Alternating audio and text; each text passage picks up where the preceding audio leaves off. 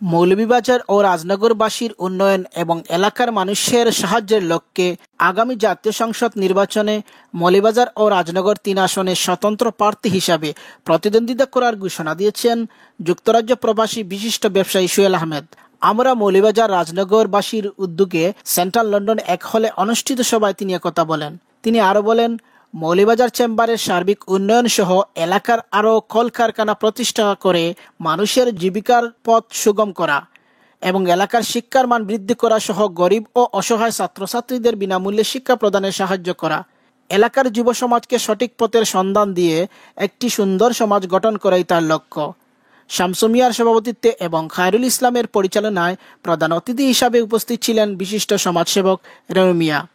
এ সময় আর উপস্থিত ছিলেন হাজী জয়নাল উদ্দিন, শুয়েব সুলেমান, সঞ্জব আলী, সাজ্জাদ হাবিব, গৌস খান, মুজিবুর রহমান, ফরিদ মিয়া, মামুন আহমেদ, হাজী আলতাবুর রহমান চৌধুরী, হাজী সুরত মিয়া সন্ধি, হাজী কাফতান মিয়া মালদার, মতিউর রহমান টিটু, হামজা চৌধুরী সহ আরও অনেকে।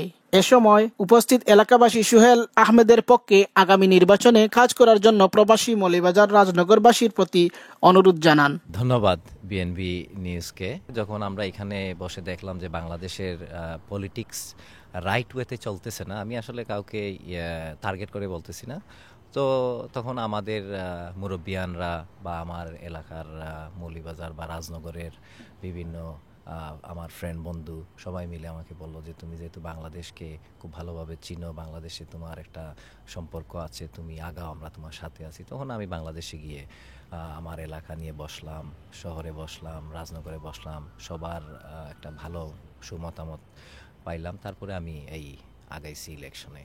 আমি যদি নির্বাচিত হই তো মৌলভীবাজার নিয়ে আমার যে চিন্তাভাবনা সেটা হচ্ছে যে প্রথমত হচ্ছে মৌলভীবাজারের যেমন ধরেন বিন নাই রাস্তাঘাটে, পরিষ্কার পরিচ্ছন্নতা রাখা, আমাদের বিভিন্ন সমস্যা আছে যেটা স্পেশালি যেহেতু আমি অরিজিনালি প্রবাস থেকে আমার আত্মীয় স্বজন বন্ধু বান্ধব চীনা অচেনা লোকজন যখন বাড়িতে গ্রামে যায় শহরে যায় তাদের বিভিন্ন সমস্যা হয়, আন্ডার দ্য টেবল টেকিং একটা সমস্যা আছে, তারপরে এই যে মানুষের জানমালের সমস্যা আছে, এই সমস্যাগুলা হচ্ছে one of the main factor. তারপরে আপনি যদি লক্ষ্য করেন চাঁদনীঘাটের ব্রিজ, আপনি রাত্রে দেখবেন সন্ধ্যার পরে একটা লাইট জ্বলতেছে না, রাস্তাঘাটে লাইট নাই।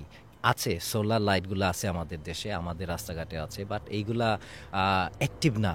সো আসলে আমাদের এই জিনিসগুলাই হচ্ছে আমার লক্ষ্য, এডুকেশন। তারপরে আমি পূর্বেও আমার বক্তব্যে যেটা বলছি যে এই যে কলকারখানা, তারপরে chamber of commerce, networking, relationship, হ্যাঁ। তো আমরা যারা এই দেশে বসবাস করতেছি ইংল্যান্ডে, আমাদের অনেক পরিচিত আত্মীয় স্বজন ইউরোপে, আমেরিকা, মিডল ইস্টে, আমরা ধরেন মৌলভীবাজার রাজনগরের যে ব্যবসায়ীরা বাইরের দেশে আছেন, আমি স্পেশালি একটা কমিটি গঠন করে তাদের কাছে যাব, গিয়ে রিকোয়েস্ট করব যে আসেন আপনারা দেখেন আমাদের মৌলভীবাজারে সব কিছু আছে, যদি একটা কলকারখানা আপনারা করেন আমাদের এলাকার, আপনার এলাকার, আপনার গ্রামের, আমার গ্রামের, আমাদের ইন্টার মৌলভীবাজার ডিস্ট্রিক্টের লাভ হবে। সো এইটাই হচ্ছে আরেকটা লক্ষ্য। আর দ্বিতীয়ত হচ্ছে যে এডুকেশন ইজ ভেরি ইম্পর্টেন্ট। আর লাস্ট যেটা হচ্ছে যে আসলে এখানে লিস্ট বলতে গেলে 1 সপ্তাহ লাগবে। তো আমি এটাই বলবো আপনাকে যে এজ এ হিউম্যান বিং হিসাবে আমরা মানুষের যে দায়িত্ব, আমরা মানুষের যে রাইটস, এইগুলো আসলে দেখতেছি যে আমরা পাইতেছি না। সো এইগুলা কিভাবে মানুষ পায়, আমি এদের যদি আমাকে জনগণ নির্বাচিত করে I will 100% work on that based on পাবলিকের যাতে সাহায্য হয়, পাবলিককে সাধারণ জনগণের লাভের জন্য যতটুকু করতে হবে সেটা আমি ইনশাল্লাহ করব।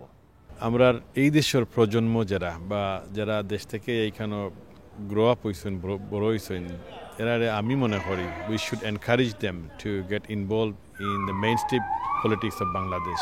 As a British Bangladeshi, we should support him, and I'm sure by the grace of Allah he will do well for the community and we can hold him for responsibility. আমার একটা আশা যাতে এই দেশের লোক, এই দেশের যারা আছে, এদেশের যারা এই বেশিরভাগই ও যারা পলিটিক্স নিয়ে একটু বুঝে, যারা একটু দেশকে, আমার মনে হয় এটা খুব ভালো একটা কাজ, আমার সাপোর্ট তো ওর সাথে থাকবেই। আর একটা ভালো কাজ আরও আমি যাতে আমাদের এখানের প্রজন্মরা যাতে গিয়ে ভবিষ্যতে গিয়ে বাংলাদেশের পলিটিক্সে ইনভলভ হয়, বাংলাদেশকে যাতে আরও এগিয়ে নিতে পারে, সেটা আমার খুব আশা থাকবে। আর সুয়েলের জন্য তো অবশ্যই আমার একটা সাপোর্ট থাকবে, কেন সুয়েলকে কিন্তু আমি পার্সোনালিও চিনি ছোটোবেলার থেকে। আর আমি সবাইকে বলবো যাতে তার একটা সাপোর্ট থাকে, সাপোর্ট করে, আর যাতে মানে লোক উৎসাহিত হয় ভবিষ্যতে গিয়ে বাংলাদেশে যাতে পলিটিক্স এই দেশ থেকে গিয়ে করতে পারে।